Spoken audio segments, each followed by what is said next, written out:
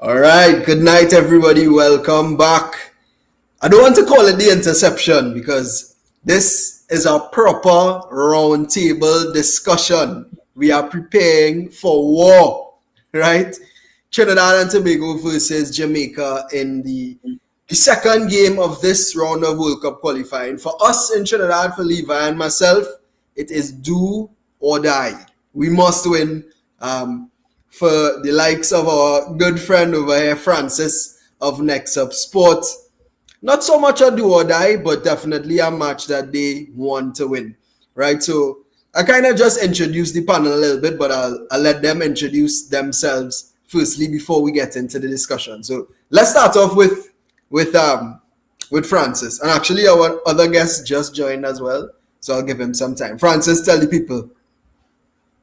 Yeah, man. I'm Francis from Nexus Sports Talk. We cover all things sports, but specifically the reggae boys. You understand? Reggae boys, reggae girls, you name it. That's what we're talking about. And we are about 22 hours away from two massive games in this window.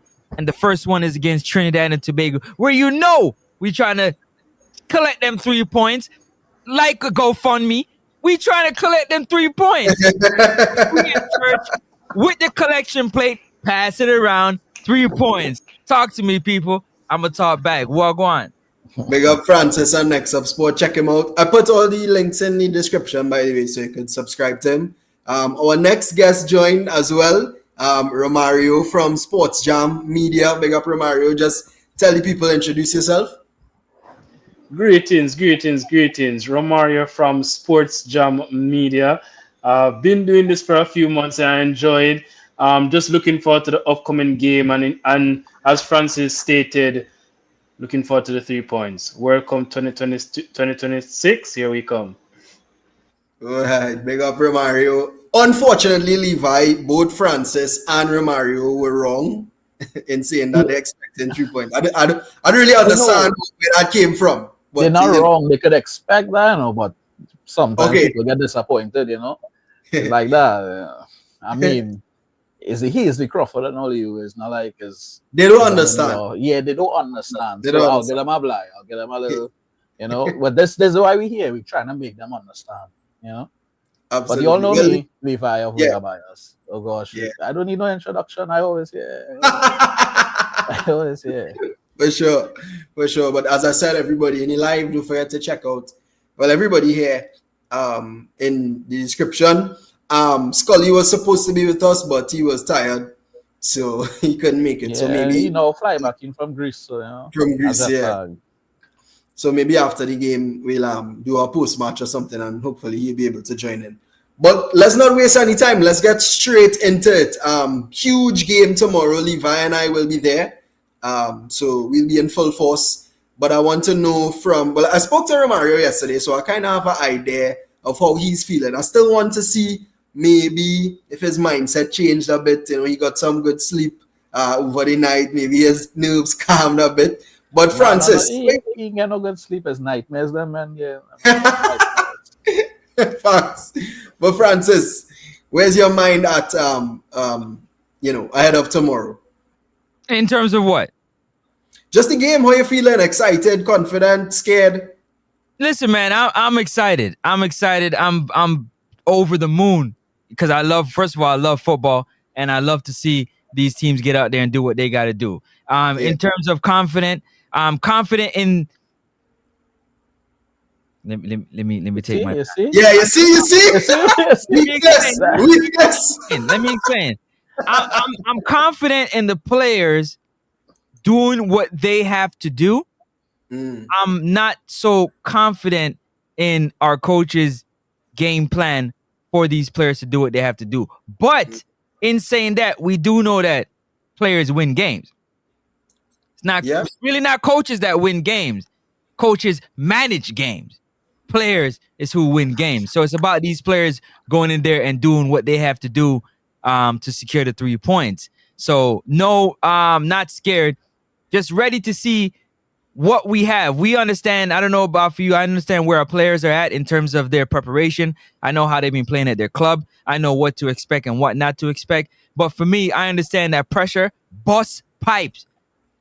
That's the only thing I know. So I'm just trying to see how these players going to perform under pressure. We understand the rivalry in everything. Music, food, track and field, football, women, you name it. The rivalry has always been there when it comes to the Soca Warriors, you know what I'm saying, and the reggae people. I haven't said reggae boys, the reggae people. You understand? So it's important to see how we going go into this game. It is going to be a sold out crowd. The energy is going to be super high.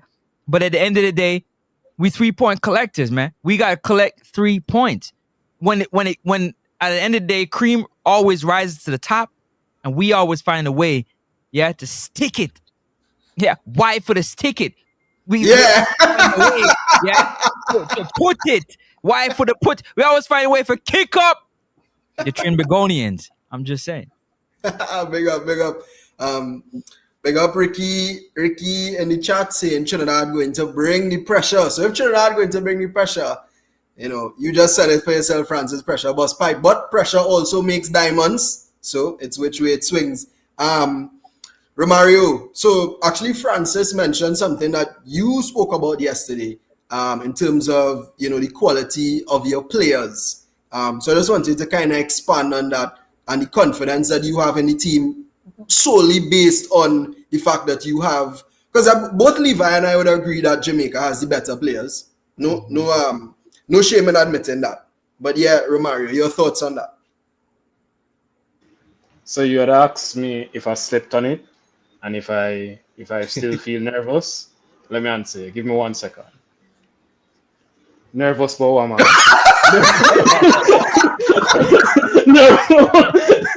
Nervous for what, man? What is there to be nervous about? As Francis said, we are 3 points collectors, right, Francis? Bust a blank for that one. Come on. Levi, we're not joking. We know. As a matter of fact, let me just rest this right here. The flag will do the talking. That is it. It's done. We're coming for 3 points. There's no two ways about it.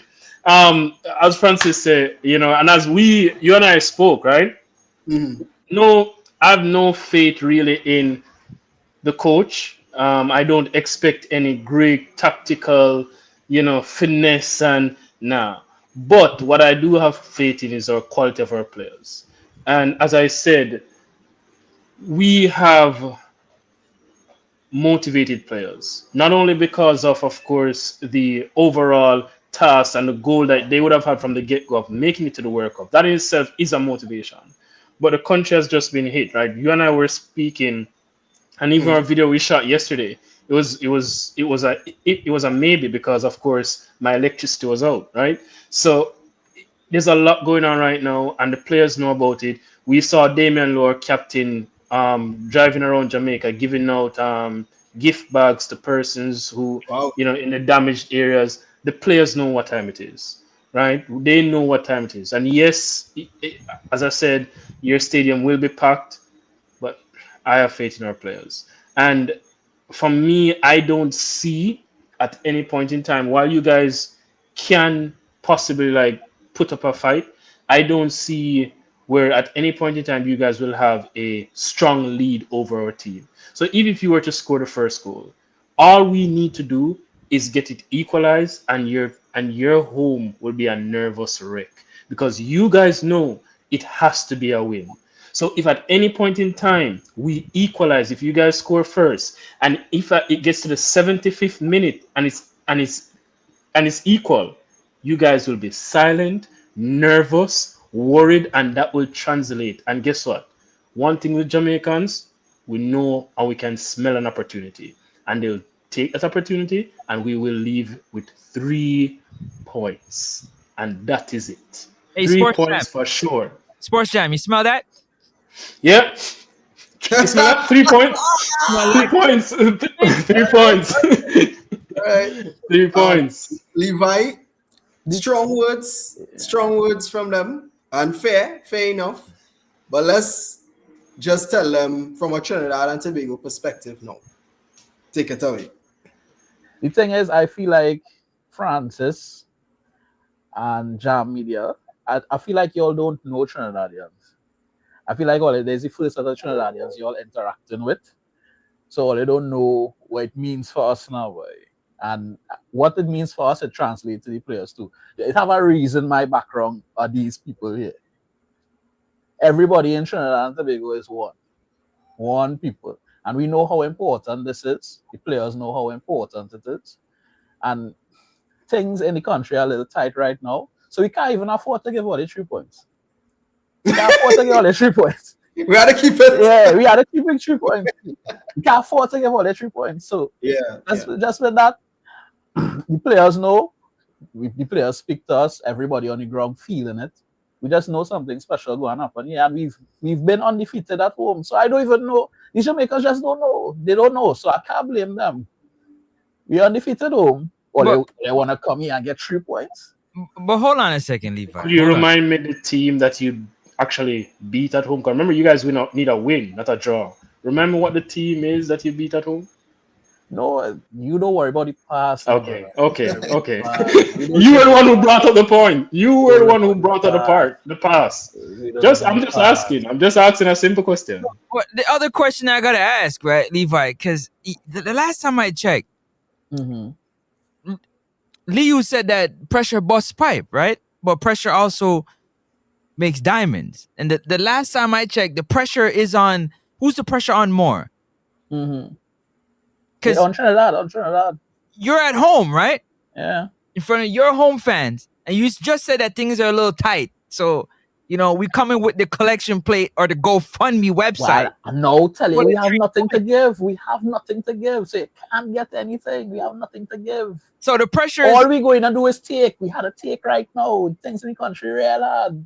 We had to take right now. So everybody know that. Leo, talk to me about it, because I'm trying to get down to the nitty gritty of this, because boy, I got something for y'all. Let me hear what your point is and how you feel like, Hasely Crawford Stadium is something special. So, before I respond to that, I just want to respond to some people in the comments here. Big up Jason Guna, blessings, saying I know because I've done research, but I'm probably in the minority. I guess he's speaking about the history of the fixture, not sure. And then, of course, all the Jamaican fans talking about, Jamaica beating Trinidad. Big up Jamaican Englishman. Big up everybody in the comments. The Hasely Crawford Stadium, as of late, I was telling Romario this yesterday as well, has been returning to being a fortress. Levi would tell you, he would remember more than me.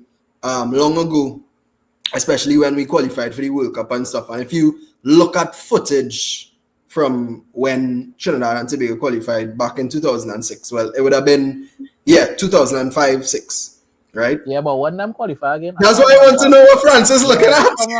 Oh no, he can still see our own, but he wouldn't. I don't know where. You said long ago, so I'm trying to see how long.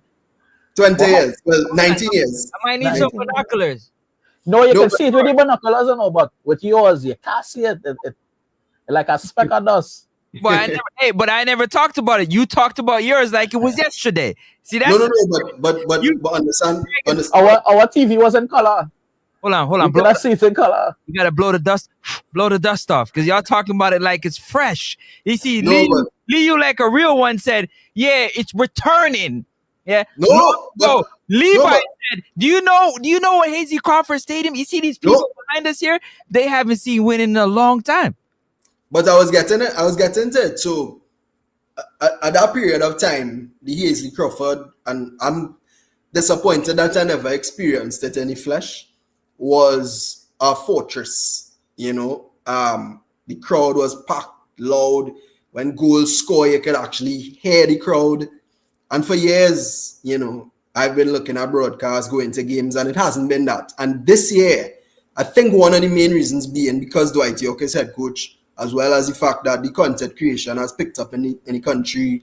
The fact that people think we could qualify for the World Cup. All these things have contributed to the Hasely Crawford returning to being this fortress, right? Fair, we didn't win our first game against Curacao 0-0. As you mentioned, but the atmosphere was pressure. And I believe that Trinidad and Tobago, the players, the fans have been waiting for this specific fixture. So it's going to be what it was and building, plus the fact that Jamaica is who we are playing. And it's just the timing of it that we believe that it is something special. And the fact that there's no escape. Must win. There's no equation that if we don't win, we can still qualify. Nothing like that. But Leo, my brother, the last time I checked, Dwight York with his muscle-bound chest said, yeah, muscular, looking pretty good for his age. I ain't gonna lie. And, you know, I'm not into dude, but I'm just saying, dude looking pretty good for that age. You know what I'm saying?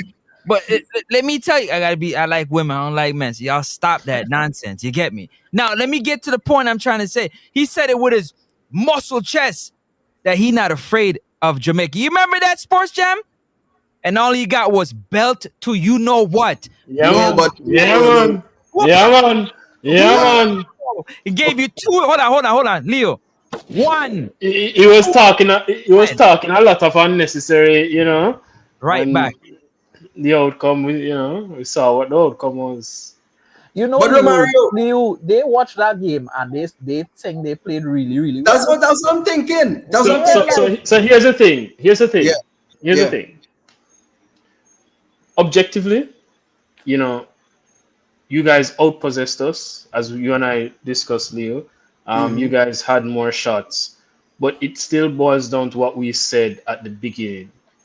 The quality of our players will see us through. Like, there's no doubt about it. And especially the pressure that I want you guys to understand. You guys will be under immense pressure. Like, the pressure you guys are on. Think about this. It's a must-win game versus your biggest rivals who are in better form, who have better quality players. Think about that. Because I think you're missing that part. The thing is, I actually thinking about it, but what better scenario for the Trinidad and Tobago national team to put the stamp it and say, hey, we back and we doing this thing. But Levi, I would also say arguably better form, because we had the better international break last time around. You all had a W and a L. We had a W and a D. Pause. Born off that. Pause. But here's the reality. My memory could be off, but you guys can check it, right? In the last 5 matches, I think you guys drew one, won one, and lost one. That's awful form, guys. I want you to understand that. In the last 5 games, 3 draws, 1 loss, and 1 victory versus Bermuda, the group beating stick. Come on, man. Come on. And you have a must-win game versus your biggest rivals who are in better form with better quality players. I want you to understand that. Demari Gray's on form. Even though Roman won't start, right? He can come off the bench, but Shamar Nicholson will obviously start for me. But Roman can come on, who is on form. Dejan is on form. Whisper is on form. What form is that? Secondary school? Cephas is literally has traumatized your team. Think about it, guys. Think about it. I understand the confidence, but I'm gonna be honest, it's misplaced confidence. I don't think it's misplaced confidence, because I know my people, and this is the thing. And I said it last night on our live to Trinidadians out at time, and one thing is they like to show in a way where all the odds are against us. This is where we stand up the tallest. And what better way against our biggest rivals in a must-win game in a packed stadium? One to remember, one that we might get a holiday the next day. You know how it is, Trinidad like that. If we win tomorrow, bus route. Well, I don't know if they know what the bus route. They don't know what the bus route. Yeah, bus route open. Holiday tomorrow, no school. That's what Trinidadians live for. You know, it's carnival. It will be like a carnival, and I think everybody knows that, and that is what the anticipation is, and that is what everybody have in their minds, even the players. Yeah. But I understand your point, and you all do have the better quality Who team. win games? What win games? Francis, what wins games? Match fixing. No goal. All right. I didn't know it was a count of who has the most fans in the stadium when No. I think when it reaches to this level, How much time you take the ball out the back of your net? I think when it reaches this level, it becomes a mental thing. And as you said, we should be thinking about it. But I think in Jamaica, we're thinking about it. So here's the thing. Here's one thing I will give you, right? Because we have to be fair. Right? We have to be fair. Here's one thing I'll give you. And I said this to you, Leo. I envy that part. Because here's the thing. I speak with some of my colleagues, some of my coworkers, right? And while the Trinidad game isn't a must win for us, in my opinion, we can't lose.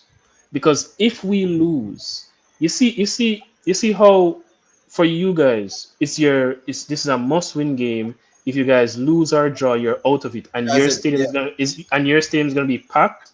There's a part of me that worries that if we lose against Trinidad, that Curacao game, we won't have the turnout that we should.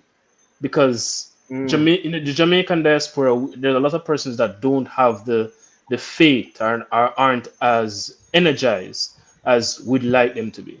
So I just don't want us to lose. Because the truth is, the Curacao game is the deciding factor. Once we win the Curacao game, we are through to the World Cup. The only thing that could possibly change it, if we beat you guys, then all we need is a draw in that Curacao game. But if we draw against you guys or we lose to you guys, once we win that Curacao game, we top the group. So that Curacao game is the biggest and the most important game.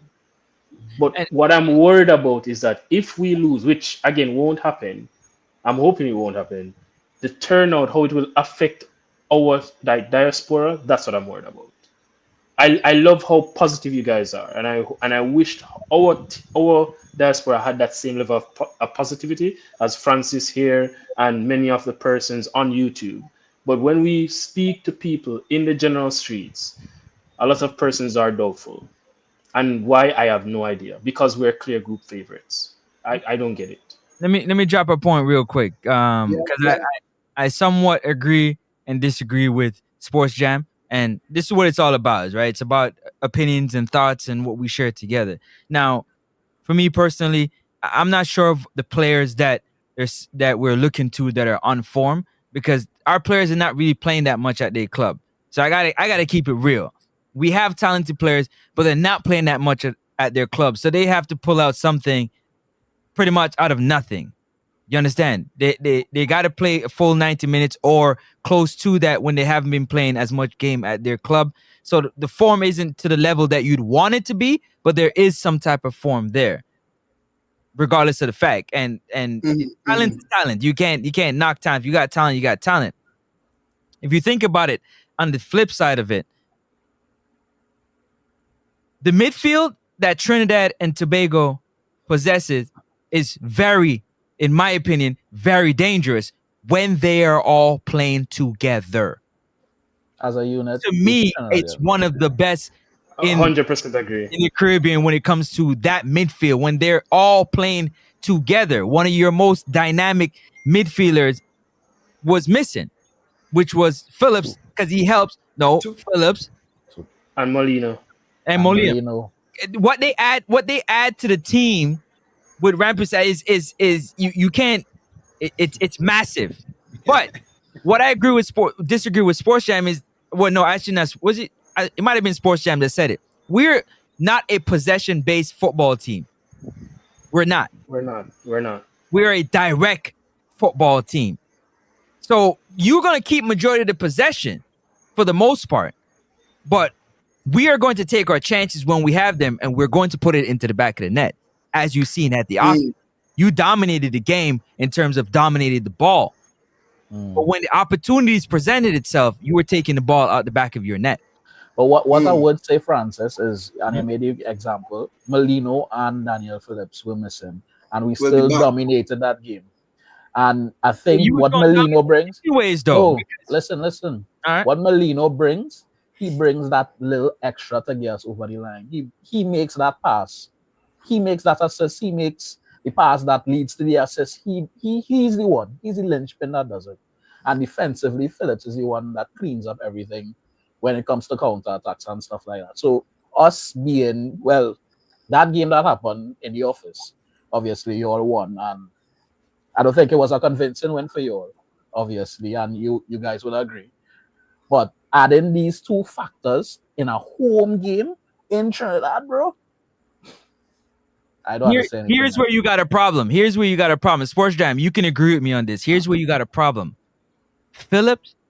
I know exactly what you're coming with. Phillips, Molina, and Rampusad, they got cement boots on when it comes to the reggae boys.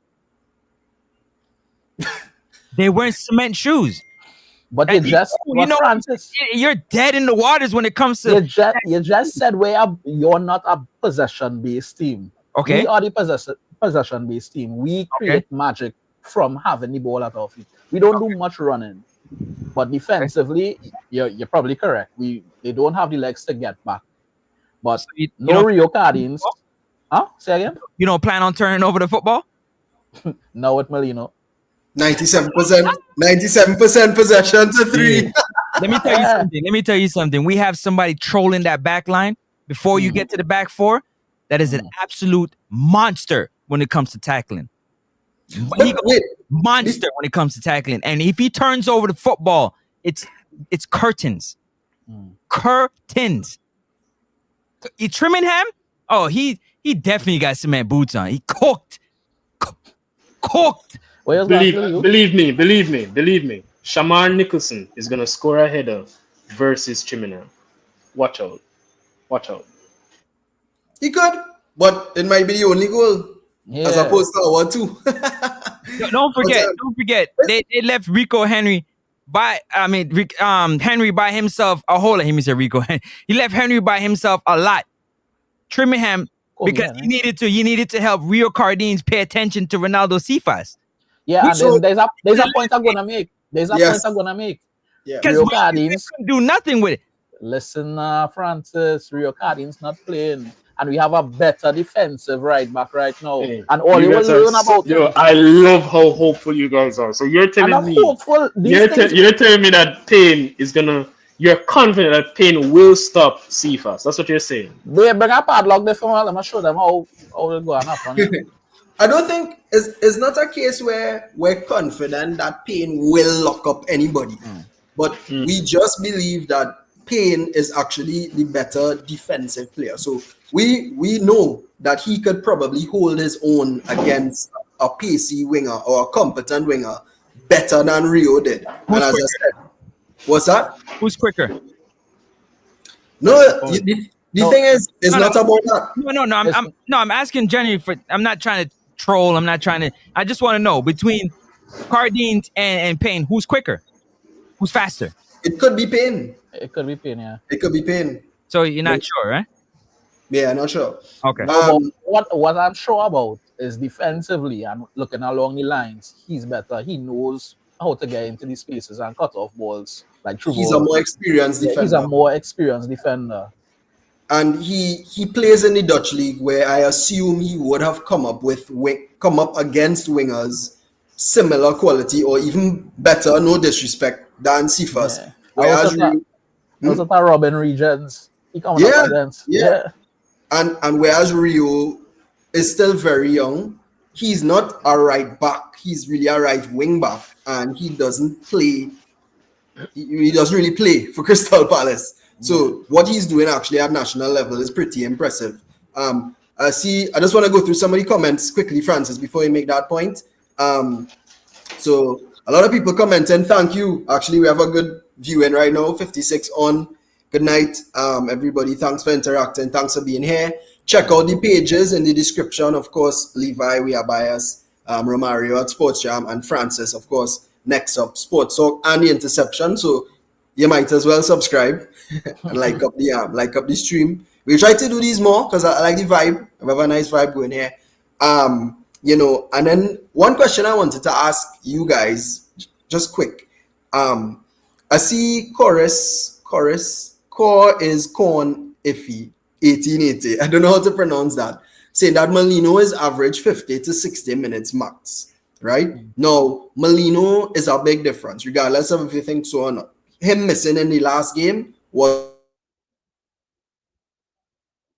I'm telling you that way. But the internet took a lick.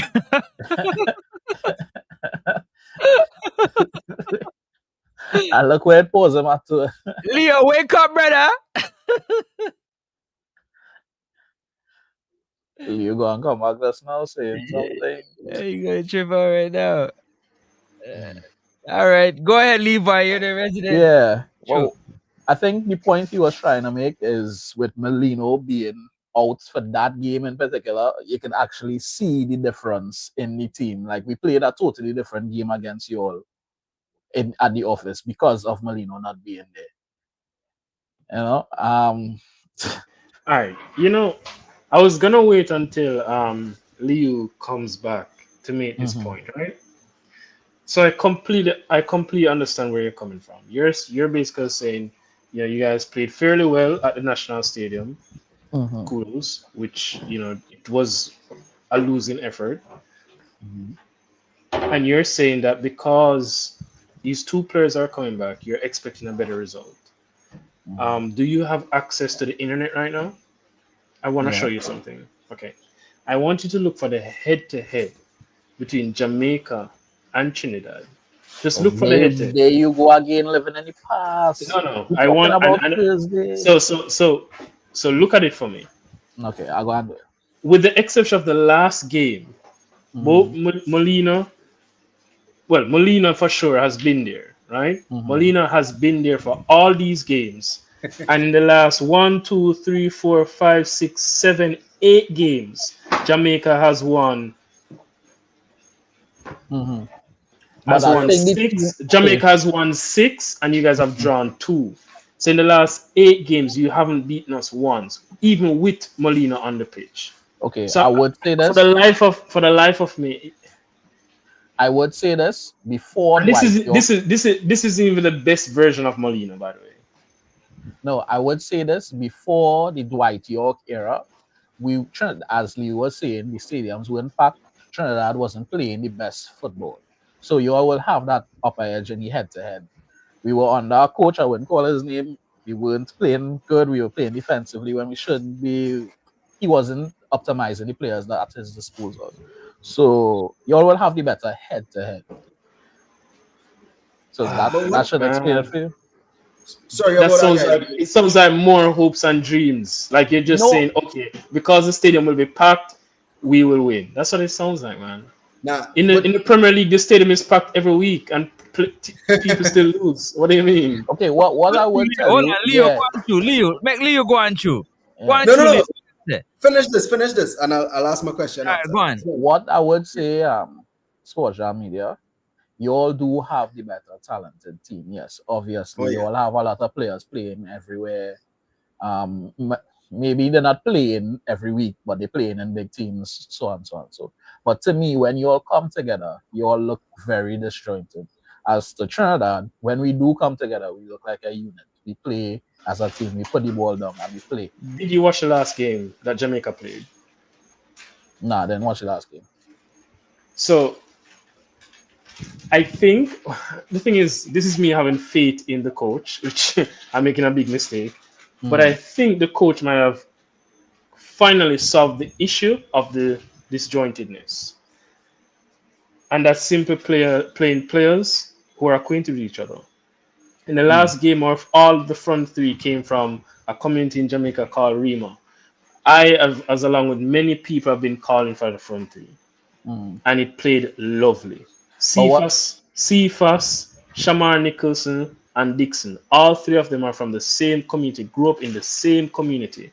And you saw, if you watch that game, after every goal, all three of them celebrated together, dancing together, and that connection, even if it doesn't start, for me, we need to get those three players on the team, on the field at the same time.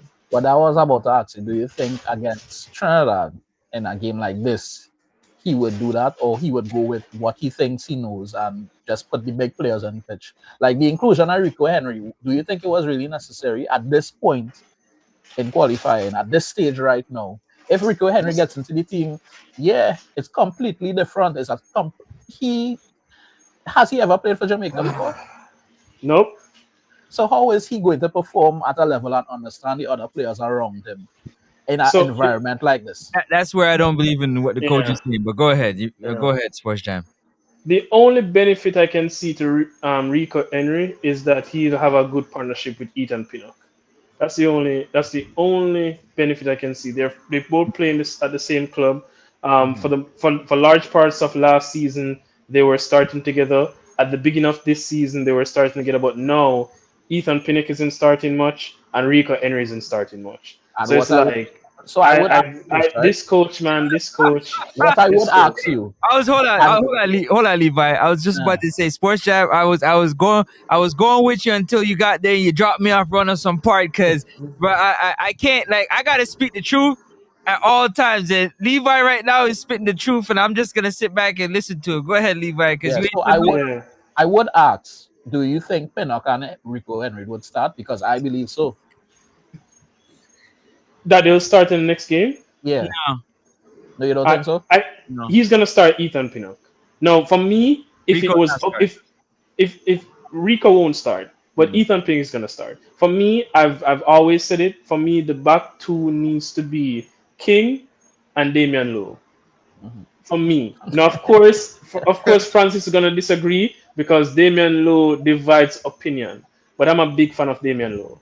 No, not Damian Lowe. It's Richard King. I'm saying that's really. Yeah. Nah, Richard King is literally. I think when we're under the clutch, like when we're under pressure, Ethan King can find that pass. We saw in several games there King is the literal out ball. You see how we're gonna have a quick little powwow between the two Jamaicans right now because we're disagreeing on stuff. One thing before you all do that, right? Okay, go ahead. I would say this. I believe Rico Henry will start, and here's why I think he will start. If you all somehow lose this game, and I think the coach has it in his head, and Rico Henry doesn't start, everybody will get on his back and say why he didn't play Rico Henry. Rico Henry doesn't even have his passport yet. He doesn't have his passport. He can't play. Not yet. We don't know. We don't know. He probably gonna get he's even anything. You see how everything that's so disjointed. It's the coach, but we leave that. You know, the coach a madman. We know that. Yeah, if I hear a Jamaican fan have faith in this coach, I assume that you're mad too. So this guy. But have your power out. Go ahead. No. So first of all, Greg Lay is gonna start because he's Mr. Steady. Yeah, he's just steady. Greg Lay is going to hold down that side of the field. Whoever's on that side of the field is going to have a long evening versus Greg Lay. I'm just telling you that right now. You might as well cancel them out the game because they're cooked before we even start. I'm going to tell you that right now. Greg Lay is going to literally... So we saw it in the last match, right? What's his name? The winger. He was subbed off at 65th minute in the last game. What's his name? We were talking about it, Leo. What's his name? Not Spicer, the other one. What's the other one? Yes, yeah. He was subbed off early in the game at the National Stadium because Greg Lay locked him up. Literally locked him up. Well, okay. We're not hearing you, Leo. Huh? I'm hearing you. Yeah. Oh, how come I'm not hearing you? You hear me now? Yeah, you're good. I can hear you. Levi can. I don't know. Sports Jam got. Maybe go out and come back. Let me refresh. Yeah. Well, I see in any comments, Francis, people actually saying that Rico got his passport. So yeah, I don't listen. Me personally, like people talk a lot of things they just don't know, man. Because they'll say that and then he ain't got it. So no disrespect to anybody in the comment section, but I've heard so many things that's happening that don't happen. So I'm very weary of listening to that. Yeah. You hear me now?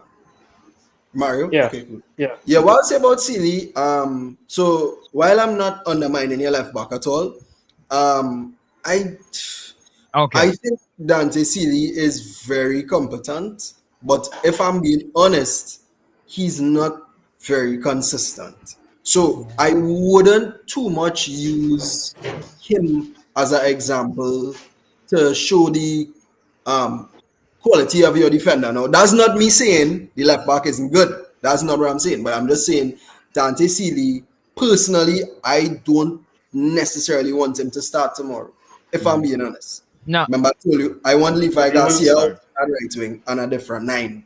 You know what I mean? He will start. Your coach starts the same front. He will start. He will start.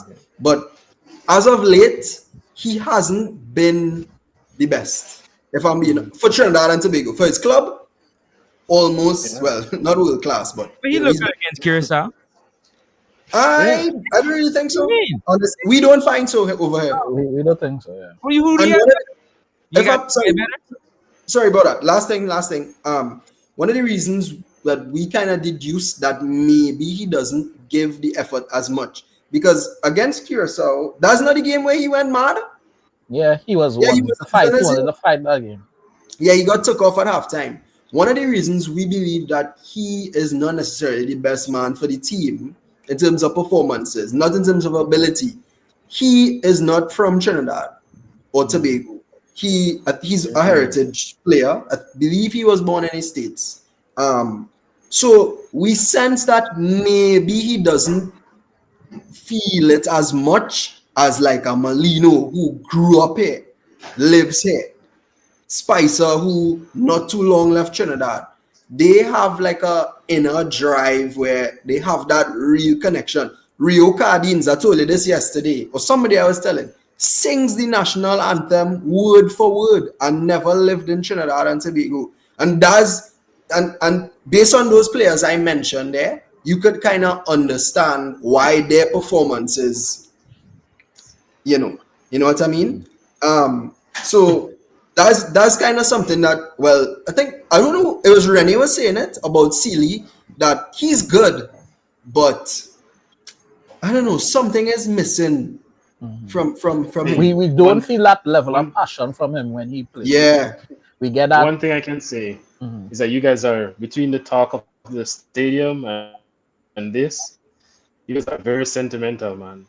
And me and Francis we're just here talking about the fact that our team is better factually and we're gonna win. Like that's what we're on. You guys are very sentimental. But your team was also better than Curacao by far. And then you went to their stadium and lost 2-0. So I think with football, especially international football. No. Hold on. No, your point that you just said. Hold on. Your point you just made. I gotta say before I forget, because you made a point earlier and I forgot what you had said. The point that you just said a while ago about being better. We were in the wrong formation against Curacao. Go ahead, continue. Well, fair. But my point that I'm gonna make now is that I think especially for international football, now you as a fan and people who know football, we have to speak about tactics and objectively who's better. That will always stand in any football match. But I think especially in international football, you can't turn a blind eye to the emotional factor of it.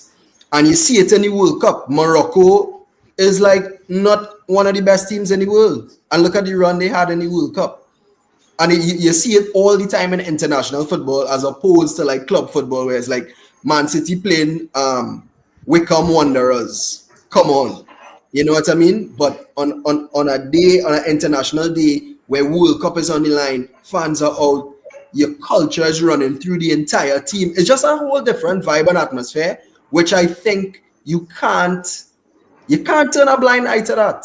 You can't. For me. And you're entitled to that. For me, I want the best players. I don't care where you come from. If you got man, get on the field. I don't care about if you can sing the national anthem from back to front. If you can do the wacky dip. If you can do the Willy Bones. I don't care about none of that. I don't care if you language. I would want. You can learn that. I would want to learn that ball. That's you can learn that in the. If my team gets to the World Cup, everybody could sing the national anthem. I would like to see that. I don't want. That's what I was about to say. You can learn that on the plane to the World Cup. Yeah. And you play football. That's really what it comes down to. At the end of the day, it's about you playing football. It's about the ball rolling. That's why. So Francis, what about the national pride? That's why my football always stay close. There is national pride. There is national pride. That is a necessity. For example, I'm not sure. I'm not sure what Francis's thought is on this, but there is this idea that we might, even after qualifying for the World Cup, we might still be recruiting new players. For me, that's nonsense.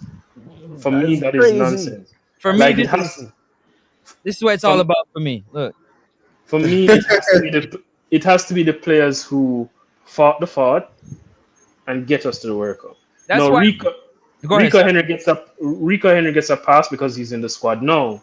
But if you're not in the squad now, that's it, man. That's it. What about a man like Mason Greenwood? Mason who? Keep in mind, I'm a Manchester United fan. Mason who? Let me tell you something. When I'm in this comes first. Let me tell you something. If we were talking about club football, I rate the ball. And we disagree. We disagree because this is king. Because this is what we're playing. This is what we're putting into the back of the net for me. Yeah, and if you can put this ball into the back of the net or dominate this ball at a high level, it's yes sir, no sir. Really, really. Even after, let's say we qualify for the World Cup, and four new players want to get into the squad, you would let them in? 4 new players? Yeah.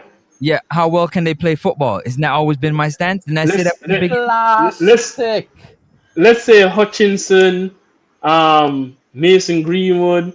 All these players wanted to come in.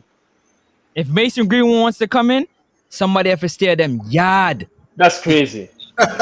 By Mason Greenwood, no, bro. We have to disagree. We have to disagree. Time out. We have to disagree there. We have to disagree there, Francis. Let me land. Oh, we're gonna disagree for sure. I got no problem with it. At the end of the day, and I've always said this, Levi, Sports Jam, this is why I am different than most. Because for me, football is king in my world. I separate your lifestyle off the field. I separate your relationship with your mommy, your daddy, your grandma, your grandpa. What's your relationship? All I want to know is, can you play football? The rest I could care less about. You get what I'm saying? As long as you're not doing things that are ethically wrong, that is going to affect you from playing this, all I care about. That is why if most times you see me, I don't put on a Jamaican jersey, because that doesn't stop me from being Jamaican and represent my country or who I am. That don't stop me from being patriotic or who I am. If that's what make you who you are, that's good for you. For me, if you're scoring 40 to 50 goals a year, it's yes, sir, no, sir. Can I carry your bags for you, sir? Sir, do you want some? Would you like cream in your coffee, sir? I don't know what you're talking about. You guys are saying, Mick, are you serious? So we're gonna have to disagree, because here's the thing. I respect Mr. Greenwood. Hold on, I'm not done. Hold on, I'm not done. Go on through. You see them? Don't because of them destroyed, the team destroyed, the fans destroyed. Don't embarrass yourself. Don't because you can go and play with who you play with and go and embarrass yourself, or you can go and do the best you can. Being patriot is all well and good. Putting the shirt on is all well and good, but there are many circumstances in life that allows you not to make the decisions that you make. But for me, Francis, Nexo Sports Talk, you see it right here. Yeah, it's about this. That's why it's always close. You see me hug this? Look at it. So I fully respect where you're coming from, Francis, right? Here's my only issue. So let me just caveat it by saying, Mason Greenwood for me, baller. As I say, I'm a Manchester United fan, and for me, again, I don't know which team you support, guys. Let's say Mason Greenwood. Give me Mason Greenwood over Martinelli, over Saka, over all of them. For me, this is my opinion, right? Now, with that being said, as much as I rate the baller, it's not even about only being a patriot, right? I think it's go deeper than that. For me, especially because I personally, from a sentimental standpoint, so I'm going sentimental. I am from someone who's from very humble beginnings, and I believe that based on the effort you put in, you should not be reaping the rewards for things you did not sow. You're reaping what you didn't sow. For me, what the persons who put in the hard work, they should reap the rewards. And it's very sentimental, but that's me. That is me. That is me, man. Yo, Francis, you gotta respect that, Francis. You said no, because we all stand on the shoulders and the backs of our foreparents. That we didn't put in none of that work. None. We reaping the benefits of work we did not put in. What are you talking about? What are you guys talking about? But Francis, does that make it right? Well, now, what work have you done? What work have you done? You, and you. For your country. So your country can be free. So your country can be independent. What have you done? What? What have you done? So the only difference. No, but you are reaping the benefits. That's what nepotism comes in. You agreed. Have a father. So here's the difference. And you reap the benefits. There's one big difference there, Francis. Here's the big difference. Here's the big difference.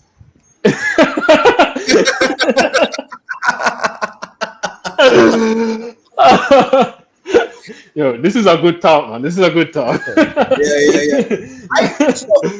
Come, Francis, put on the headset, Francis. I'm not done. Put on the headset. Put on the headset. Yes, man. Put on about the headsets. Come. So here's the big difference. Our forefathers, right?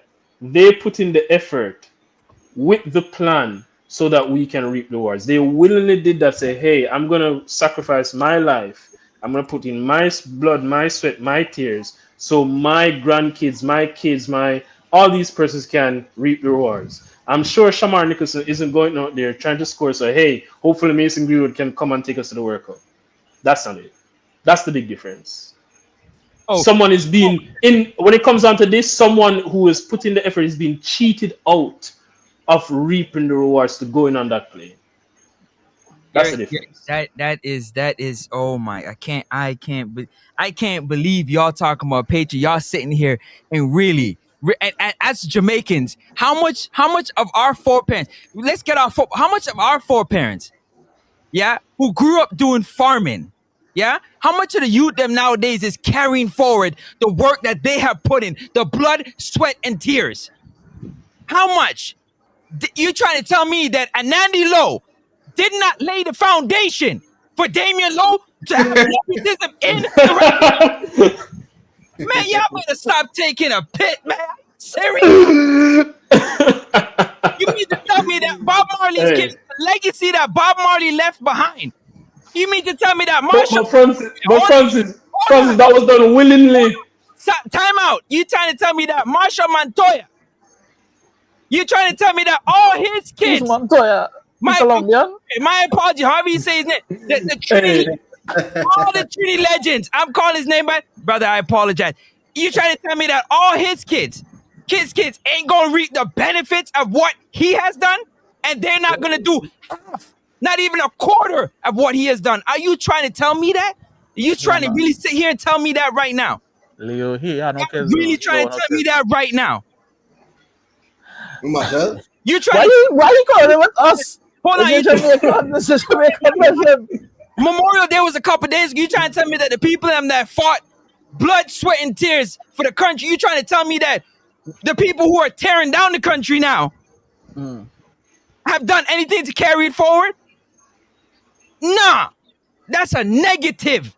So at the end of the day, congratulations if you did the work, yeah? But quality is quality. Cream rises to the top. If you're just not as talented as somebody else, but I don't care how long you've been doing it, step aside. Specialists are specialists. They do special things. And it has nothing to... So you're trying to tell somebody who the country runs through their blood because they was not here from day one that they can't be a part of something?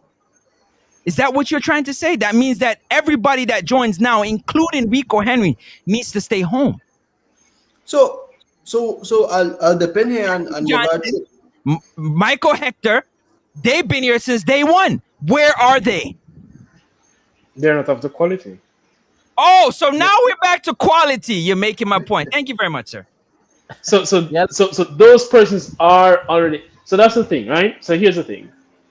If Mason Green was to join the squad, and one of my favorite players missed out, I would feel your favorite players. I'm just saying. If one of my favorite players, right? Because we all have players that we like are our favorite players, right?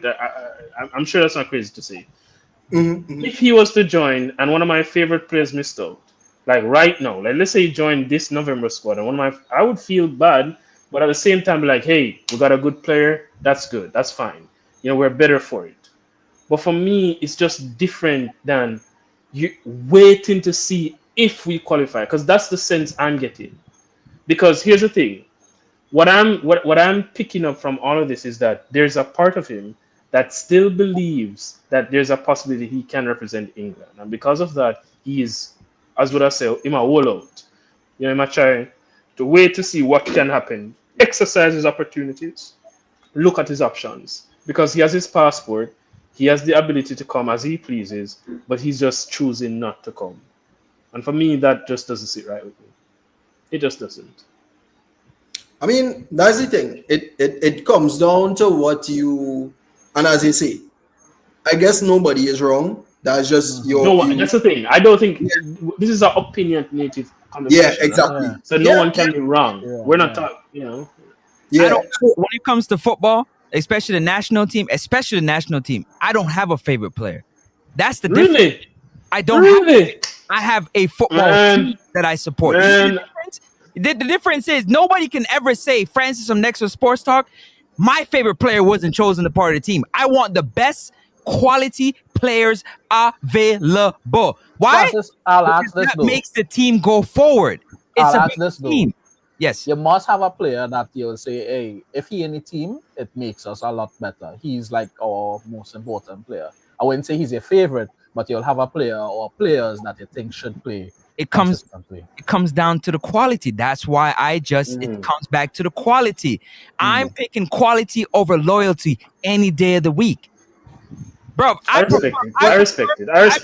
I prefer to draw 0-0 than to get 12-0 because I'm going with loyalty. Never me. I'm no, I'm not calling y'all losers. I ain't no loser. Never this guy over here. But for Francis. So what else? That's fine. So what I'll say, so I understand both perspectives and both are valid, right? What I'll say for us, and I guess this is how the whole conversation kind of sparked. Yeah. The issue that we have with Dante Sealy is that we feel that because he doesn't have that. No. And I'm not saying if you talk to me about football one more time with feeling, you talk. No. But here, no. No, but understand what I'm saying, Francis. Understand what I'm saying. I'm not saying this for all. I'm not saying this is a general thing. But what I'm saying is, with Dante Sealy in particular, there's a possibility, and I think it is a contributing factor to the reason why he might not always give his all or might lose his head in an important match against Curacao, is because I don't think he feels it as much as a Molino. Because if you, and you all wouldn't see this from the outside looking in. No, but listen to what I'm saying. You all wouldn't see this from Francis, I agree with you. You all wouldn't see this from the outside looking in, right, Romario? Kevin Molino is a good player, right? Quality-wise, he probably starts in your team, right? Possibly. I don't know. You might disagree. No, he doesn't. Okay, well, yeah, fair. But what I'll say is, right? Levi did an interview with Kevin Molino. Sorry, in the 10? Anyway, in the midfield, actually. Anyway, but that's not the point. That's not the point. What I was saying is he's a quality player, right? So to answer Francis's view, or to tie into it, he's a good player. So he should be in the squad regardless of if whatever, right? But what I'm saying is Kevin Molino did an interview with Levi, and the way he speaks and you see about his mentality when it is something that matters or when there's that extra motivation, he challenges himself to take it up a notch, and we see it. We see the difference when it's an important game, right? And sometimes it comes down. It comes off as arrogance, but it's not. Can really I ask you a question? Francis, can I ask you a question? Yes. Yeah, you can. Hold on. You can. Hold on. Can I just respond to what you said? Game. Before you answer the question, hold on. I just want to answer your question. You know what's so hard for me to take, to be honest? It's for you to look at somebody and judge how much they care about their country. You're judging. You're making an assumption as to how much he actually cares because he doesn't show it according to somebody else. That's what you're doing. Think about Anthony. I was literally about to ask you about Anthony Marshall. Remember, you guys remember Anthony Marshall? Yeah. Do you guys think he cared about Manchester United? If I think he cares about Manchester United? Yeah, when he was there, do you think he cared about it? Yeah. The media used to paint this picture that he doesn't care because of his face expressions, he walks. But even recently, we beat Liverpool. He posted Manchester United on his Instagram story years after leaving. Okay, so that's what I mean. Like sometimes we have to look at it. But so that's what I'm saying. So no one is wrong, because there's a part of me, Liu, who also agree with you that in that game that you mentioned, a Curacao game, I didn't want to bring it up because it wasn't a topic of discussion at the time. But there's a part of me that considers. Now, I'm not saying this is the reason why we didn't win that Curacao game, even though we played better, is because some of the players weren't running as hard because of the pitch that they were playing on, and they did not want to get injured. That's what I feel like. Again, that's just an opinion. And I respect that, but can I interject? Because I'm a Man City fan, right? And I watch those derbies religiously. So I agree. That's a fair thing for you to say, that we can't assume how he feels. That's fair, right? And Martial, whatever. But answer me this. Do you not see more passion from Manchester-grown players in a Manchester derby? Don't try to answer me that. Phil Foden could be off form. Trust me. You remember that? Do you remember that McTominay goal in the rain right before COVID? You remember that? Then we celebrated in the rain. Yeah. Even as simple as Curacao playing on what was Curacao Day. That I feel like that just give them an extra because exactly. You can't look past how players feel about whatever it is they do. So both sides are correct. So that's why, even though I strongly disagree with Francis, I still have to respect it because both sides have a point. And one reason that I know that Jamaicans in general aren't looking past other factors is the fact that there is a narrative that because of what went on in Jamaica, because of the hurricane, there's an extra drive for Jamaicans to perform. So I feel as if, yes, you have the better quality squad, and I'll give you that hands down, because you all have been dominating the head-to-head, right? But there's always something more to play for, especially when you're playing for your country. I would go as far to say as that's not even an opinion. That's a fact. Because most players who play for their club, you ask them, it's an honor to play for my country. But Leo, I can even bring it down simpler to you. When you're growing up and you're playing school football, and you're playing for the school that you wanted to go to, or you want to go to that school, so you play your heart out, and you probably transfer to another school, and you don't feel the same vibe that your home school gave to you. Is that a different feeling? You play different. Yeah. You don't give that extra effort just because you ain't feeling that same vibe. That's y'all's feeling. That is but as somebody who played, I could tell you that. But that is your feeling, because not everybody has the same personality. But I think there's a misunderstanding. Not everybody, the same thing don't make everybody go the same way. So it's for you to look at somebody and say, based off how they're playing, because they're not crying when the national anthem is playing, they don't care as much. Just because it's hard for you. You cannot do that. You really you can, but you shouldn't do that. Do whatever you want. But you shouldn't do that because it's, honestly, Leo, I'm not to cut. It's I'm honestly tired of it because what happens now is if for whatever reason any of you guys decide that you're going to move to somewhere else in the world and your child, who now lives in the diaspora, wants to represent their country, the only thing they're going to hear is they don't care enough. They have to show and prove how much they care about the country. I am telling you, just believe me. So now they got to go outside of themselves to show and prove just how much they care. That is nonsense, man. Francis, I understand what you're saying, but I'm a Real Madrid fan, right? I'm a Real Madrid fan.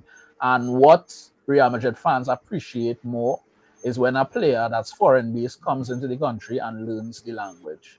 I think that's just a minuscule part of it, but it just shows something different to players who didn't come. Look how Gareth Bale is respected by Real Madrid fans. He isn't like, if you talk to a Real Madrid fan, he would say Gareth Bale isn't to the top of his list because he didn't learn Spanish, and he didn't give that same culture of the club because he didn't learn the language. But when they think of Bellingham learned Spanish, or even Trent, who even hasn't played yet, just because they learn the language, you get a different vibe from them. But I understand what you're saying, but they're showing a different scenarios. I understand what you're saying, and for me personally, now you're getting outside of football. Those things are don't get me wrong, those things do matter, but they're not what matters most. No, I'm not saying what matters. No. But I'm saying a lot of fans make those things matter more than how you actually perform on the field. What you do in the community and how you treat the people matters more than how you actually play. I can't get with that. I can't get with that. Nobody is saying so. Okay, I think there's a misunderstanding, right? Because I agree with you, Francis, and I see Richard saying at the end of the day, quality wins. We know we're not saying quality. The quality will always go over motivation, because I am more motivated for Trinidad to go to the World Cup than maybe somebody on the team, but obviously I can't play better than them, so they are gonna get the spot, right? So I know quality wins. What I'm saying is there's an extra factor that adds to the performance of players as well, I think, and I think I see it as well. And you mentioned, Francis, that players now have to go out of their way or their personality if they're not that kind of guy, to show the country thing. Fair point. But in the same breath, I almost feel as if you should make the effort to do that. Because why? Because let me tell you why. Two things. Please. One, you want fans to get behind you, right? And okay, I love Dante Sealy, right? But do you think Dante Sealy has done enough for Trinidad and Tobago in terms of his quality and play? Now, he's done brilliant things, don't get me wrong. But has he done enough? I should probably ask you this, Levi. Has he done enough to completely win you over for you to be a fanboy of Dante Sealy? No. He hasn't, right? Mm-hmm. And maybe most Trinis you ask will probably say the same thing. Now, don't get me wrong, I'm not saying Dante Sealy is not good. But every coach start him on the starting 11, right? But what I'm also saying, and does every coach put him in the starting 11? Well, there's only one coach he played on. So he put him in the starting 11, right? He recently came into the squad, yeah. So for a reason he's in the starting 11, right? It's not because no, but we're not saying he's not good. Right. Nobody's saying he's not good, right? Mm-hmm. Now, I lost my train of thought now.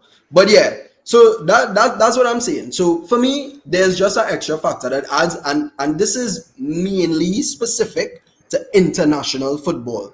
And then games where there's a deeper passion, like a Manchester derby for a Mancunian will always be more important than to somebody who has no affiliation to Manchester. You see it, and even if the player is worse, you could see their level raise leaps and bounds in those games. And I see it in this Trinidad team. I see it with Rio Cardines. I see it with other players. Oh, this is the point I was going to bring, and then I'm done. The last thing I want to say is, think about this from an international player perspective, right? Let's say we bring in players from the diaspora, which nothing is wrong That's fine. Because at the end of the day, we are countries with smaller populations. So we already have a disadvantage as compared to Canada, USA, England, who have a much bigger pool, which is why this diaspora thing is an important thing for the Caribbean countries. So I'm not against it by any means.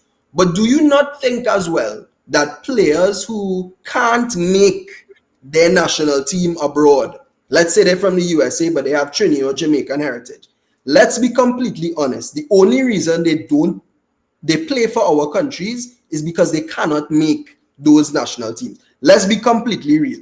Do they not then have a duty or responsibility to show some respect back to the country, not just in their playing quality, but also by trying to get involved in the squad? Because we are doing you a favor, We don't have to play. What? We don't have to play. We are doing you a favor. Bro, go ahead. I wouldn't say it's a favor. I would say it's hand in hand. Favor. I would say it's a favor because, and this is not just for Dante. This is not Trinidad, This is in general in the whole diaspora thing. Because I think saying it's a favor is a bit strong, but I get where you're going. A bit strong. It's like it works hand in hand. Okay, if it works hand in hand, right? Even if you don't want to say it's a favor, right? If you say that's a strong, we are, as much as you are contributing to us, right? We are still putting you on a platform, because if it wasn't for us, you will be on a beach during every international break, waiting for club football to start back. But you actually get your recognition from playing for a national team. So actually, it is a favor. I stand by it being a favor. Okay, and they are doing a favor to us as well. Can I answer that? Yeah. No, they're not doing you a favor. They're doing their job. They're brought in to play football. And to be honest with you, what the country should do is say, guess what? I don't care how well you can play football. You can't make this team, so don't come. But the team, the federation, brought the player in because of their quality, not because of their loyalty. You're getting that confused. No, we're not getting that confused. No, I'm talking about Leo. No, because you're saying you're saying making you're doing you a favor. No. Their quality is what gives them the position to go into the team, and with their quality, they repay the country and the supporters of the country by putting their quality on display in getting victories and bringing.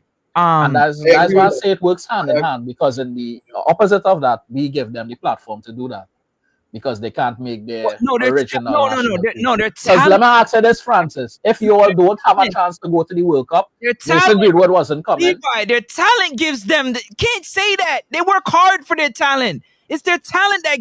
What do you mean? They do work hard for their talent. They wouldn't be brought into the team. Let's be for real. So Francis, if Jamaica qualify for the World Cup, right? If Jamaica don't qualify for the World Cup, how does Mason Greenwood play World Cup football? How? I mean, how does Bailey Kadamatri play World Cup football? That's a simple answer. There is no World Cup football. So how can you play World Cup football where there is no World Cup football? Exactly. So what I'm saying is, what I was going to get to you are his only route to the World Cup, and he's not involved in this qualifying process. What? Is Mason Greenwood a part of this qualifying process? We haven't seen Mason Greenwood in the Caribbean, right? Okay. And his only route, and this is why I said as a favor, because this is a big favor. Although Mason Greenwood is very good compared to most players in CONCACAF, he's world class. I nearly said world class. He's not. Right, but he has world-class talent. I would say that. I'll argue that he is world-class. Are you crazy? Did you just say Mason Greenwood isn't world-class? Bro, I'm gone. I'll argue that he is world-class. Mason Greenwood is world-class. Mason Greenwood is world-class. No, I would say he has world-class potential. He has world-class talent. Are you serious? Hold on. I just said earlier. All right, is Saka world-class? He's just on the line. Mason Greenwood is on Saka's level. In terms of ability, Mason Greenwood is better than Saka. Some consistency. In terms of ability. Yeah, so how is he not world-class? That's world-class potential. All those exactly. potential.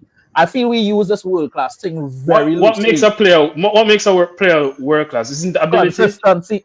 No consistency. Ability. Do you know how many goals he scored last season? Where? In where? In France. In where? In France. Who can score in France? Whoa. Hold on. Hold the phone. I'm done. That's where you lost me there. Would you say Florian Thauvin is a world class player? What's his name? Thauvin, yeah. From France. So here's the thing. Answer the question. Here's the thing. No. However. Big no. You just mentioned consistency. Mason Greenwood has been doing this. When he was in England, he was literally. Oh, keep in mind the team had Mason Greenwood, Rashford, who was his senior at the time, Martial, who we were still looking to Mason Greenwood at the time when he was 18 years old. Now he's in France. Now he's in France. Still not even at his peak. And for a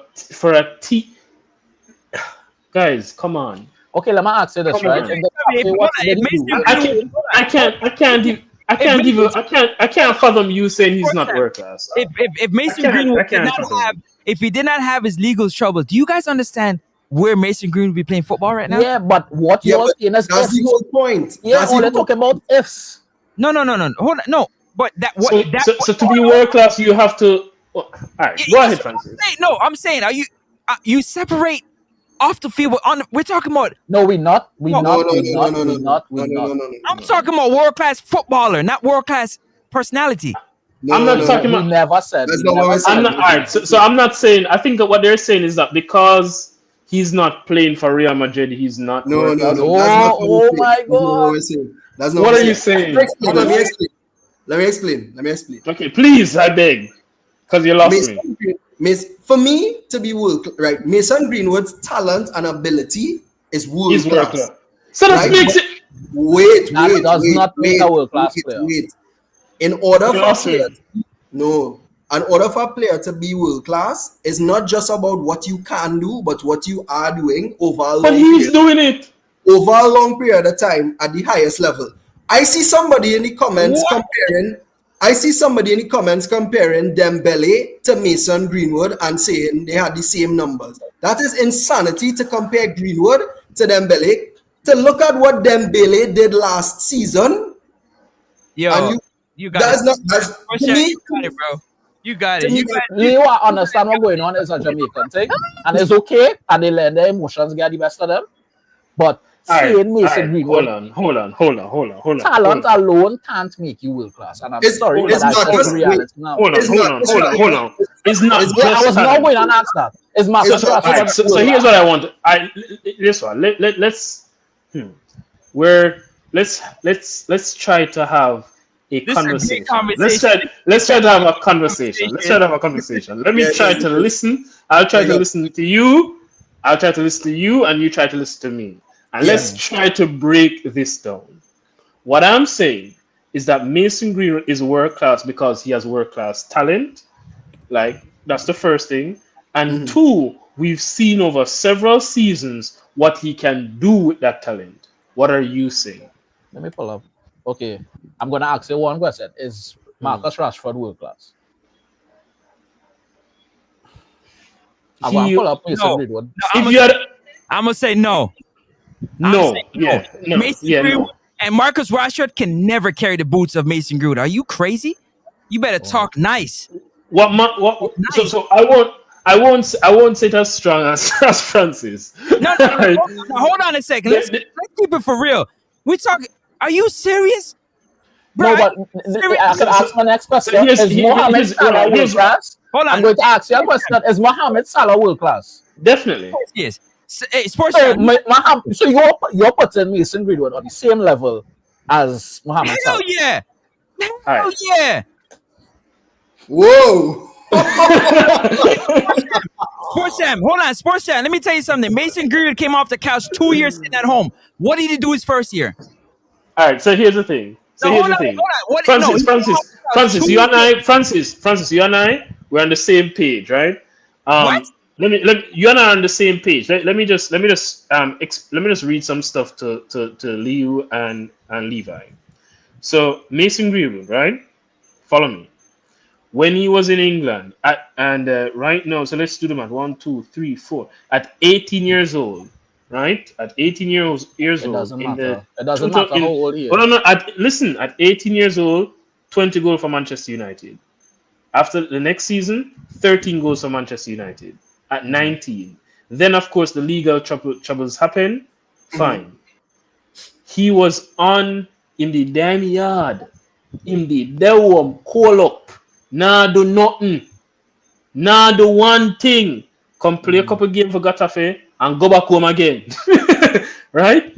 And just come. You said the right and then thing. He went Getafe and did nothing and went back home. Go ahead. Okay. And now he's in League One. How long has he been in League? Huh? 2 seasons. 2 seasons. Last season he scored 22 goals. This season he's already on 9 goals after 14 matches. 9 goals after 14 matches. And that's what you all call it. That's okay, go ahead. That's a world-class numbers as a winger. He's not playing striker, he's a winger. Is Saka world class? I told you he just on the line. Saka is the whitest black winger I've ever seen. That's true. But Saka has been consistent. How much goals does Mohamed Salah have per game? When was the last time Saka scored? When was the last time Saka scored? When was the last time Saka scored an open play goal? When was the last time Saka scored a goal that wasn't a penalty? And that's why I said he's on the line. Because he's been doing it seasons before, he has been doing this. It's not like 2 seasons in League and he there. You're talking about Mason Greenwood like he's been playing 7 seasons now. World-class talent does not mean you're world-class. You need to show some level of consistency. Being 19, being 18 doesn't mean anything. So let me ask this, right? Is Lamine Yamal world-class? Yes. Absolutely. How many seasons has he been doing it for? I'll wait. 4 seasons? 3 or 4 seasons? But however, I just read out 4 quality seasons from Mason Greenwood. That's literally what I just did. 4 quality seasons between how many seasons he's been playing football. And watch this too. You have to look at as well, right? And I know you'll find fault in this because you say he's playing in a worse team or whatever. Lamine Yamal, apart from his world-class ability, is converting trophies. Whether you want to say he's in a better team or whatever, he is instrumental in Spain winning a Euros. He is instrumental in Barca winning a domestic treble last year. He came second in the Ballon d'Or. The second? Am I right? He was in the top 3. Guys, mind you now, I get what you're saying, right? But you're saying that there's no... How do I explain this? What I'm saying is if Mason Greenwood continues to do this for the next 3 then fine, he's a fine. Correct. He's world class. You guys are being so biased, man. I don't dislike Mason Greenwood. I love Mason Greenwood. Mason Greenwood is a world class talent. You don't understand. If you put Yamal and Mason Greenwood side by side, it's not even a comparison. Stop playing with yourself, man. Because you think Greenwood is better than Yamal? If I think he's better than him, yeah. No. Don't even ask that. You think he's around the same level as him? He's a way better goal scorer, and he used both foot for sure. What that has to do with anything? I'm asking you a question. I just answered your question. Okay. I just answered your question. What moments have Mason Greenwood had? Excuse me, sorry? Moments. Because moments make players as well. Go ahead.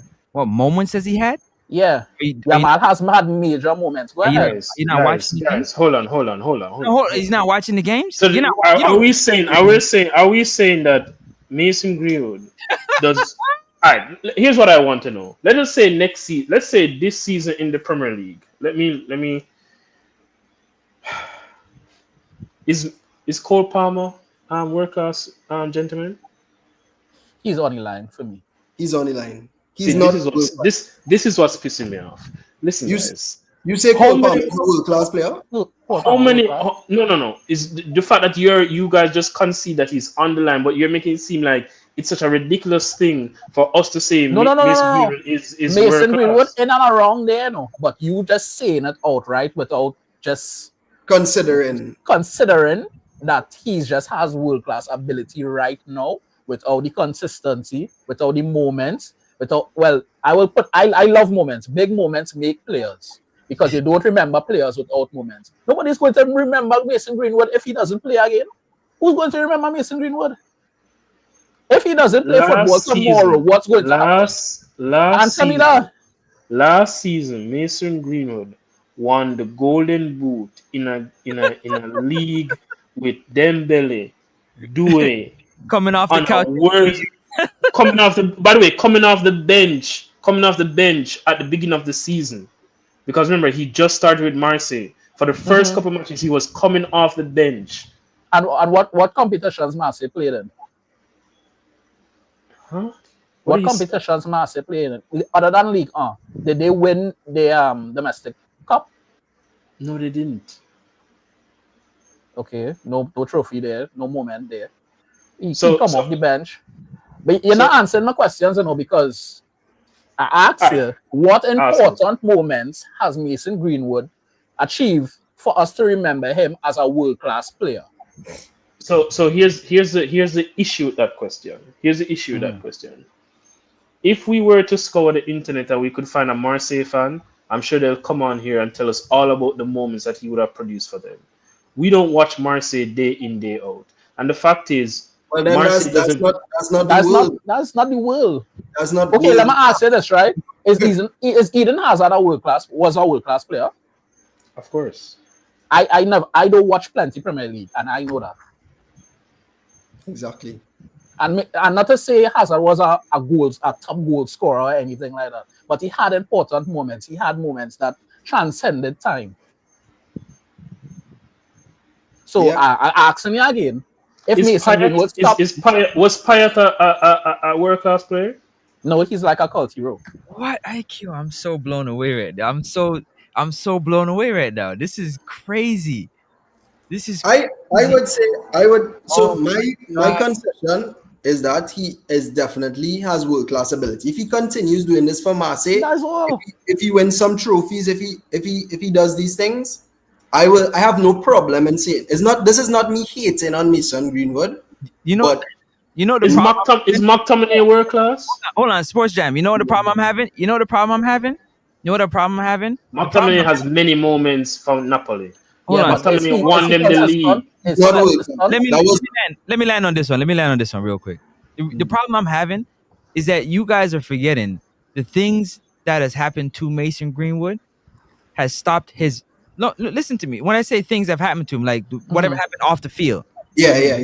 Stopped the machine that is behind every other player that is as talented as Mason Greenwood from letting the world know more about Mason Greenwood. That's what you're forgetting. While I understand what you're saying, Francis. How do you do a poll? In the chat? Actually, you go on the YouTube. You have to click on the YouTube video itself, and there's a little plus sign at the bottom. You can do a poll. Okay, I'll do it. Doesn't even make sense because half these guys don't know nothing about football. They don't know shit about football. You talking people that know shit about football? Are you kidding me? Everybody in here using their feelings and what? They don't know shit about football. Respectfully. Right, somebody say Mason Greenwood is average, but I don't know shit about football. That's crazy to say. But you gonna ask them? Man, go ahead. What I was going to say, Francis, I understand that, but you saying that puts an if in Mason Greenwood. What's so the you're if? saying? You're saying if he didn't have these things, he would have been. No. That's the problem. No. What I'm saying, it's still no. What I'm trying to prove to you is that regardless of that, it's still happening. That's what I'm trying to say to you. Regardless of that, Mason Greenwood's name still rings out. Can you imagine if that was not there? That's what I'm trying to say. You see what you're saying, right? Imagine. No. His name still rings out amongst all those people you're talking about. Mm-hmm. So if his name is still mentioned with those players, right? Mm-hmm. And you remove or erase, that means that he would be above them. Or in and around. No, Well, if he's already in and around, brother. That's what I'm trying to say. No, you saying that, but I wouldn't say that. You wouldn't say that. I said he has world-class talent. You and wouldn't ability. Say that for real? He has the ability to be world-class. Can you imagine? Hold on. Can you imagine? He left Manchester United. They pretty much wanted to give him away for free. Within the first year, he was already $100 million baller. It's that teams don't want to touch him based off what has happened. Are you guys understanding what's going on right now? Based off what he does on the field. I'm talking about when he gets on the field. Yeah. These guys have teams that are better. Barcelona is a team that's stacked. So is Real Madrid. Marseille's a stacked team? Absolutely not. And this dude is carrying them. You would say, Dembele's team. PSG is more of a stacked team than Marseille. What Mason Greenwood is doing is unprecedented. Unprecedented. When I say unprecedented, I don't know another player in the history of football is doing what Mason Greenwood is doing at his age. At his age. I'm trying to tell you. Bro, are you kidding me? How do you I understand what you're saying, in the first 7 games, you're projected to be sold for over 100 million. Are you guys not understanding what's going on? Francis, I'm hearing you, and you keep saying projected and if and but. And what I'm telling you, all these projected and if and but needs to happen first before he can be considered world class. That's all I'm saying. But they're using something. They're using something. It can happen to you. It can happen to me. It can happen to anybody. They're using something to hold this young brother back that that's already been removed. It's like trying to get a stain out of your clothes that won't go. Do you understand? It can happen to anybody. I understand. And it's pretty unfortunate. But that doesn't stop. See what you're saying? That's unfortunate. But that doesn't stop his ability, like you say, and his talent from you seeing it with your own 2 eyes. We're not reading about this in paper. We can see this live. You can see this. You can witness it for yourself. Don't let things blind you. I'll draw this reference for you, right? Yeah. You all remember a player. Well, you're Arsenal fan, right? Yeah. So you remember Santi Cazorla, right? Yeah. And we were having this discussion the other day. Was Santi Cazorla world class? Wait. You answer that question, Levi. No. I want to hear what Francis. Levi. I'm a Manchester United fan. Answer that question. No, he's the Arsenal fan. Let me hear him. No, because he will know. He will know better. He will know better. Now answer the question first. I'm gonna answer it. I want to hear what you're saying. Personally, to me, he was world class. Oh, obviously. Yeah. Oh, okay. Oh, whoo. You had my word there, Levi. You had my word there. Yeah. Hey, yeah. I would have ended it. I would have left. When I said that in the group, well, we have a group chat. People were disagreeing with me, and I was saying because they said he didn't. Okay, you know, other fans don't pay attention to players so much. So they were saying like we didn't see enough of Santi Cazorla to say he's world class. And I understood it because they weren't seeing the talent level of him, and his numbers wasn't there, and these things. And it was like, well, if it's not like if he can't see it, it can't be. So he can't be world class, considered world class, if it's not there. So he had the consistency, but it wasn't noticeable to other people. See, I strongly dislike when people try to use numbers to I also, but like for me, don't come for me. Salah is world class, fine, and the only reason why he's world class is because of his numbers. But agreed. Same thing. Agreed. Salah is the worst goal scorer I ever seen. Hold on, time out for a second. Time out for a second. Man, you guys watching are some of the most stingiest people on planet Earth. You mean to tell me we got 133 people, we only got 50 likes? Man, y'all are tripping. Man, hit the like button, man. It's free 99, man. Nothing.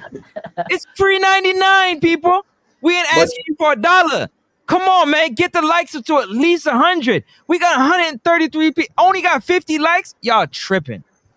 Yeah, but to tie it all together, because I actually have to leave soon because I'm actually pretty tired. Hey, one thing I can say, this is my first like live on YouTube. It was good, man. Big up yourself, Francis. Nah, like, oh, big up we're doing yourself. this again. We're doing this we again. gotta do this again. This is a legendary panel. This is a legendary panel. I know. Hey, Sports Jam. Me and them two brothers, we always going to war. Always going to war. Always a good time. And Francis, guess what? And Francis and Romario, I hate Arsenal and I hate Manchester United. Gotcha.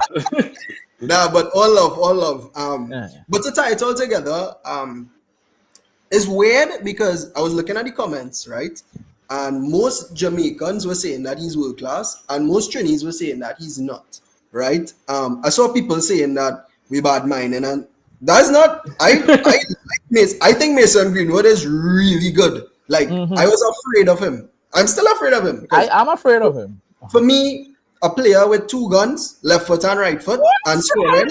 Yo, you got it. No, but there are players I'm afraid of who aren't world class. Simple. Yeah, they're players. I'm afraid of Antoine Semenyo. He's not world class. I'm afraid of who else? That striker from Brentford right now, Igor Thiago. I might be afraid of him, but he's not world class. Nah, joking. But let's get back into the game, right? So let's kind of wrap it up. Well, not right now, but in. Hey, Leo, do me a favor, Leo. Do me a favor. You got to make a specific stream so we can have this conversation. You got to do that. Yeah. Just about the debate of what makes a player world class. Yes. Write that down. Make sure you write it down because we got to do that. Go ahead. Finish your so title. Look out for that. So everybody who's watching now, right? Comments, subscribe to everybody here. All links are in the description. We will, after this international break, we will be doing a live stream on the definition of world class. Hold on, Leo. And for all you guys listening out there, if I catch any of you YouTubers out there getting on this topic, just know I'm making a specific video for y'all. Y'all some haters, man. Let us have our conversation and stay out of it. Wait till after. Go ahead. Yeah. So as I said, let's go into the last segment here. Let's just get back into the game. We kind of went off topic, but I actually loved it. I think that was a really good conversation. I really enjoyed that.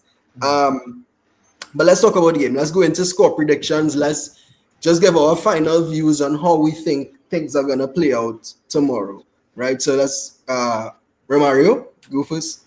So just tell us how you think it's gonna play out. Just like give us like a synopsis of how you think the game will play out and your score prediction, of course, as well. All right. So, firstly, as I said, I'm expecting your stadium to be rocking. I'm expecting it to be a packed stadium. That's not going to surprise anybody. Sorry about that. I'm just looking at I got a message just now from my mother. So I have to check that because she doesn't normally message me at this time. Okay. Big up mama. Yeah, big up mother, yeah, man. But yeah, so sorry about that. So I'm expecting a packed stadium. I am expecting you guys to be up for it. I'm expecting the music. In fact, your stadium is probably going to be packed before our bus even gets there, right? I won't be surprised. But I'm also expecting a win, right? I'm expecting Jamaica 2, Trinidad 1. I won't be surprised if you guys score first. I won't be surprised at all.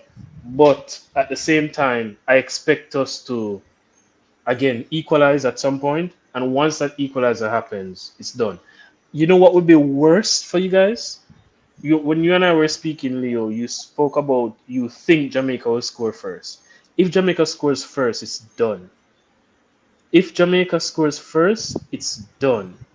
I can't think of the last time Jamaica ended the first half in the lead and lose. I want you to understand. You better hope Jamaica doesn't score first. Let's make that very clear. I'm expecting Shamar Nichols to start because of all our strikers right now, he's the one that is best suited to deal with Chiminan and Henry. Warner Brown would be a good start as well, but he's not fit. right? In fact, I'm even surprised that he was in the squad. But Shamar Nicholson, I was surprised because he's not fit. Only because he's not fit, Francis. Please don't kill me. But he got a bunch of unfit. Anyways, just continue. I'm not gonna. Yeah. I mean, when I say he's not fit, like he's really not fit. But that's for another day. But Shamar Nicholson, I'm expecting to start. I'm expecting to do well. He's the perfect player to start against Trinidad and Tobago. Like he has all the tools to do what needs to be done. I'm expecting CFAS once again to this Spain guy that you guys are talking of. I'm expecting him by the 60th minute for him to be out of breath and to be has to be subbed off. I'm expecting Demar Gray to have a good game. Right, he's literally our form player right now, and I'm expecting Hayden to be the man of the match and take us all the way. And score prediction. 2-1. I said it earlier. 2-1. Oh, you said it. Okay, sorry. Right. Okay, fair. Francis. Actually, no. Let's go Trini and then let's balance it. All right.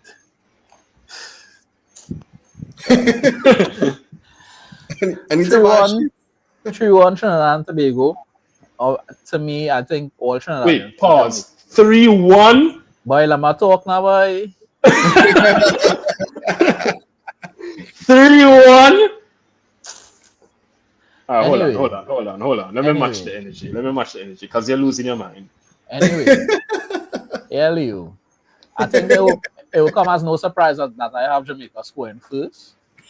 But I expect us to equalize in the first half as well.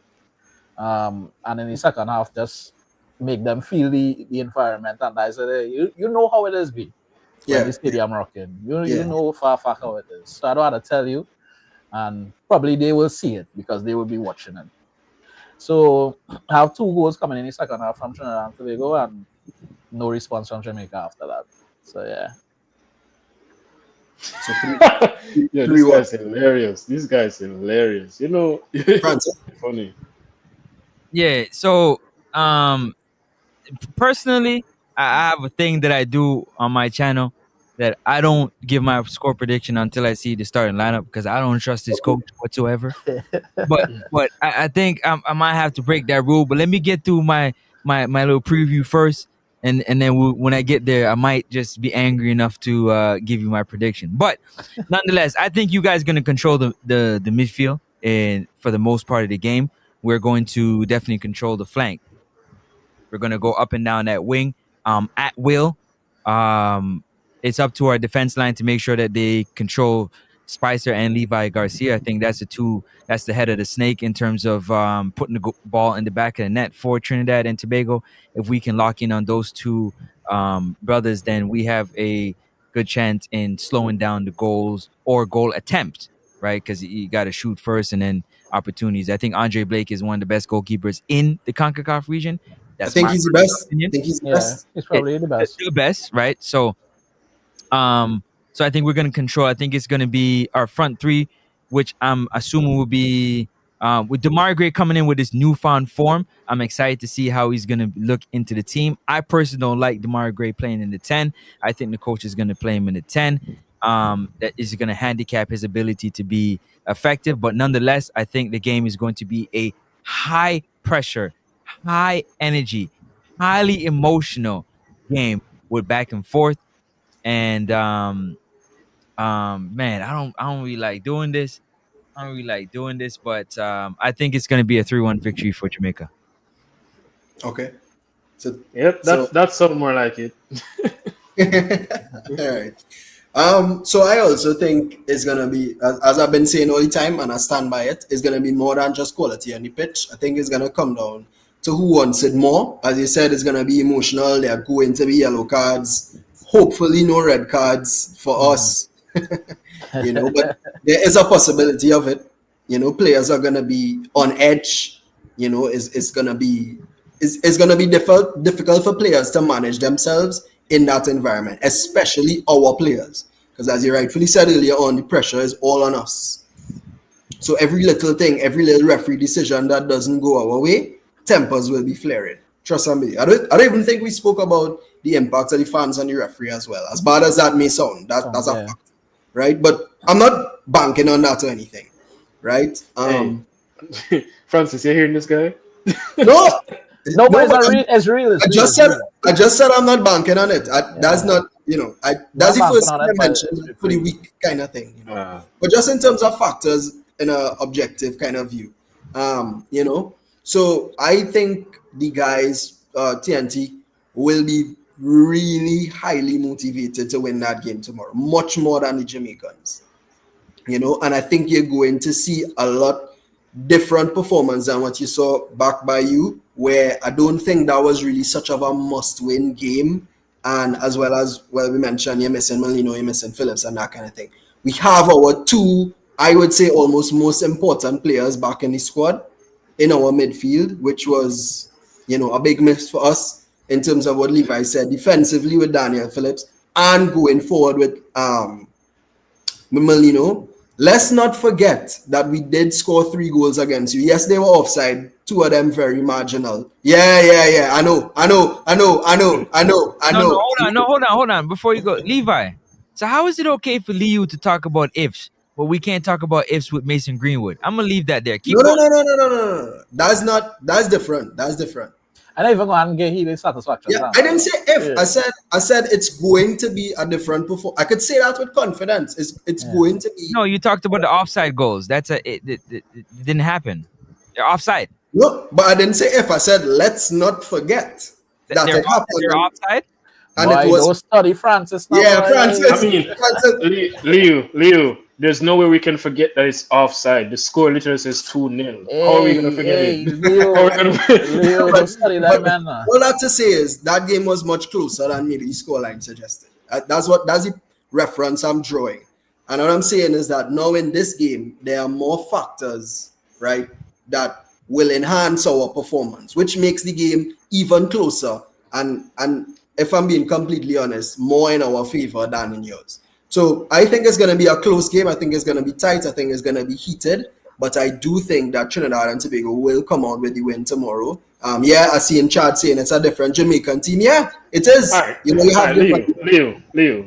Leo. We've been on stream for almost 2 hours. And I'm going to be honest. And I want you guys to correct me if I'm wrong. Basically what I've gathered, in this must-win game against your biggest rivals that you haven't beaten in almost 10 games. Like we've played 8 times and you haven't won once. In this must-win game, you're banking on the crowd and 2 players returning who've played in all the other games that you've lost. That's what I'm getting. Leo, but we didn't lose any other games. Leo, make sure I clip that now for when we do the victory. What other games did we lose? Please clip it, please. Yes, please clip it when we win. But anyway, long story short. You want to know what other games you lost? In this qualifying camp, in this round. Finish so we can wrap up. Sports Jam, let him finish up. Don't worry about that. You mean against Jamaica? I thought you meant in the qualifying here. In Jamaica versus Jamaica. Oh no, I thought you meant out of this group. I thought you meant any group. I didn't think. Leo, I love the faith. I love the faith. But what's it? Okay, so let me Leo, stop letting that man get Levi, let me conclude with this to the people, right? Big up everybody in the comment section. The live has grown exponentially. That's crazy. I didn't expect it to reach. I think we're on 170 viewers right now. That's crazy. Thank you for the love. As much as it's a heated debate. It's all love in here. We just enjoy talking about the football. But what I will say is, what's the point in being a fan if you don't believe in your team? Especially if you know that they have... You're delusional. No. But what's the point? I'm with it. Leo, I'm with you. No, but Levi. Support man. No, but this is for the people in general. This is just for general conversation. Unless you support Wolves or Wimbledon or something, right? Is it crazy for me to think that Trinidad and Tobago has the quality to beat Jamaica? Yes or no? I don't want an explanation. Just yes or no. Yes. Right. So why would I not? You just agree that it's crazy, by the way. Oh, I thought you meant. Oh, okay. Well, if you disagree, right? Because I don't think it's that far off. Why would why would I not back my team that I support when I think that they have the capability? Why would I not have faith? Right. It's like, why would I go to the game then? Was it point in me even doing this live? All right, Leo, I'm gonna be honest. I'm just messing with you. I know. But see, Levi was telling you. But see, you all learned something about me today. When it comes to football, as you can see, based on how I speak, I'm very emotional. Like, I understand the game tactically. You are. Yes, you are. But see, as a fan, I feel like I can't read that from my, just my experience as in football, So I just feel like magic is inevitable in football, and tomorrow you're gonna see a Trinidad and Tobago victory. And it will take magic for sure. Luckily, hey, I have to go and eat and stuff because I've been working all day. Let Francis do the free 99 thing. Yeah, Francis, we need it. Come on, people. 150 something people in here. Y'all make sure you hit that like and subscribe button. It's free. 99, not 3. Free. You know we like free. When you pull up to, you got a free plate? You know when you go to the store, can I get that for free? You know we like free. It's free. 99. Like and subscribe, people. Man, we out of here. Listen, this was great, and I can't wait for the next one. Catch y'all there. Bless up. Take care.